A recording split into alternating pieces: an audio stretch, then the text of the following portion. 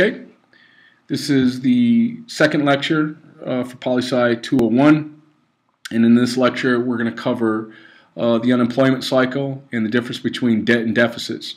The first part of this lecture will be an extension of the previous, and we'll relate these policies to the unemployment cycle. So let's talk about debt, or some would refer to it as the national debt or the federal debt, which is just a collection of Treasury bonds and bills. Bonds are long-term, bills are short-term. Some of the bonds have been around from previous presidential administrations. And like I mentioned earlier, these bonds are the IOUs of a piece of the government that you have bought that are supposed to be paid back to the purchaser with interest.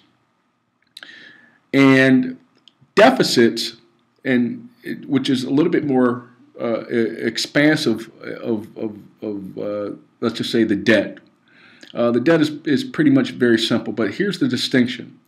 The deficit is an accumulation of tax revenues minus, now remember, tax revenues, so everything that we collect in taxes, minus three factors: new government spending, transfer payments, and service on the debt, which is the federal debt or the national debt. And these will be in the form of Treasury bonds or bills.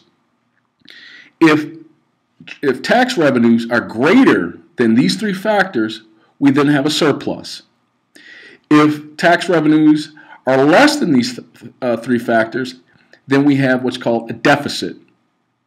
Also, one very important factor we really need to focus on, which isn't really talked about too often when we're talking about the difference between debts and deficits, is what's called automatic stabilizers. And basically, these are parts of the budget that can change automatically when the economy changes. And this can happen despite the fact that there are no laws that have been implemented. These are things that just naturally occur. So no one passes any piece of legislation that has any type of, let's just say, systemic effect on the economy. So let's talk about an example. An example of this would be, let's just say if there's a drop in GDP. Now, recently in class we did cover GDP, which is gross domestic product. And gross domestic product is the final production and sales of products in the United States within one given year. So if there's a drop in GDP, there may also be a drop in unemployment, because if let's just say firms or manufacturing companies are going out of business, well, then there's going to be a lot of people that lose their jobs. So with this, two parts of the government budget will change. All right, tax revenues. When there is an increase in unemployment, tax revenues will fall. This will push the budget further into a deficit. And remember, no one did anything. This is just something that automatically happened, because people who are unemployed don't pay federal taxes.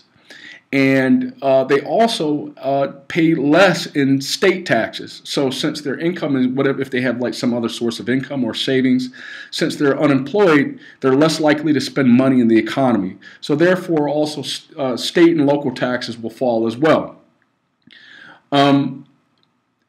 They will also they'll seek things like unemployment insurance, welfare programs, or anything to help them out during their time of unemployment.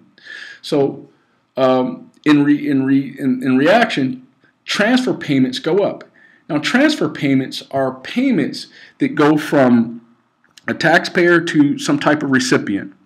So you are paying taxes into things like unemployment benefits, welfare programs, or other social programs, food stamps. Let's just say if you have children and you're unemployed, you may just qualify for food stamps, or anything that's designed to help people out in a time of need. These are what we would call transfer payments. So when transfer payments will go up if there's, let's just say, a drop in GDP. And once again, like I mentioned, nothing happened. There was, in the respect of, there was no law passed to change anything. These are just waves in the economy that sometimes just happen for whatever reason. A company ups and goes overseas, or a company shuts down or lays a bunch of people off. And there was nothing that the government did to interfere with that. This is something that just happened out of the blue automatically. So when unemployment goes up, the budget gets worse as far as what we can use to pay down the debt, thus creating a deficit. So the service on the the service on the debt is any money that is left over from, let's just say, if we're able to cover all our transfer payments, we're able to cover things after government spending. If there's any money left over, that gets serviced on the debt. That helps pay down the debt. But if there's a drop in GDP or transfer payments go up where people are unable to contribute any tax money, well, that then creates a deficit. So we're going to move on to unemployment. And I have to qualify unemployment, or let's just say the labor force, and how it's related to unemployment. If you're at least 16 years of age, and whether you're employed or not, you are a part of the labor force. So, for example, if you're 16 or 17 or 35, and you are working for your family, and in let's just say a private business or a store shop or something like that, and you're not getting paid for it, you are still considered a part of the labor force, whether you want to or not. Now, as far as unemployment is concerned, there's three types of unemployment.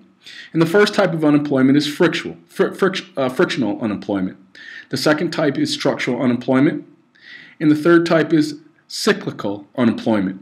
So we're going to start defining what frictional unemployment is.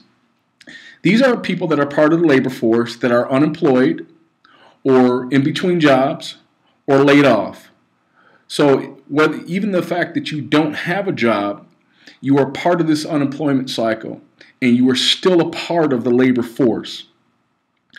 With that, the second type of unemployment is structural unemployment. These are people that are part of the labor force that have labor skills that are considered obsolete. So, for example, we don't have typesetters anymore. We have computers, or we don't have, let's say, elevator operators, or anything like that. People can just get on the elevator and push the button themselves. We don't necessarily have hotel valets where you have these people that follow you around and do everything for you, or even certain jobs that have become automated, or even jobs that have went from skilled labor to de-skilled labor. So, like, for instance, if you were, like, let's say if this was the 19th century and you knew how to make guns and you were considered a skilled laborer, well, that is no longer necessary because now we have machines that, well, you only need just somebody else somewhere in a factory to push a button and the machine does everything. And the third part of this is cyclical unemployment. And this is the type of unemployment that is very seasonal and it revolves around a business cycle. So, like, for instance, let's just say if we take here in Tucson, let's say this is like the La Paloma Hotel. In the summertime, business isn't very fast. It's pretty stagnant. And that's because people that they refer to as snowbirds are, they're not here during that part of the year. There's no one vacationing. People are usually staying from, let's just say, northern cities where it's still pretty warm in the summertime. But when the wintertime comes around, business picks up. So you may be a part of this unemployment cycle where it depends on, let's just say, the waves of whether the cycle is like seasonal, if it's warm, a warm part of the year or a cold part of the year. Now also keep in mind that cyclical unemployment cycle is still a part of the frictional unemployment cycle. So, like, say if you work in a hotel and the summer months are not good and you're just basically in between jobs, or you're laid off, or you're waiting for the season to start back up as to where you can continue your employment. And we're going to finish this by talking about full employment and what that means.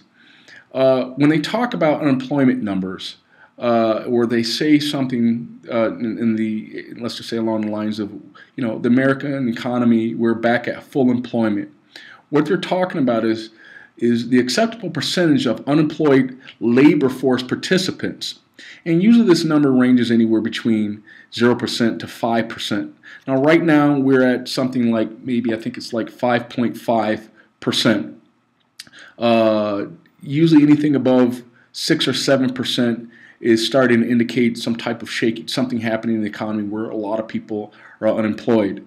during the last recession, I think the unemployment rate had once got up, depending on which figures you read, had gotten up to around maybe 10%.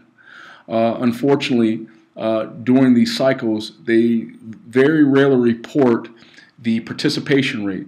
So let's just say there's 6 or 7 or even 8 million people that had stopped looking for a job. So those numbers aren't necessarily reported. It's just that they may be reported through, let's just say, small research reports or small research companies that say that there's this many people that are out of the labor force, that are not looking for a job. But those numbers are never calculated into the equation of how many people are actually employed or unemployed. So a lot of times, like say right now, the employment rate is at 5.5%. Not counting the people that have stopped looking for a job, that unemployment rate can actually be closer to 9. So that's going to conclude these 2 lectures. And like I said, we can use some onboard examples in class this week, and I will see you then. Bye.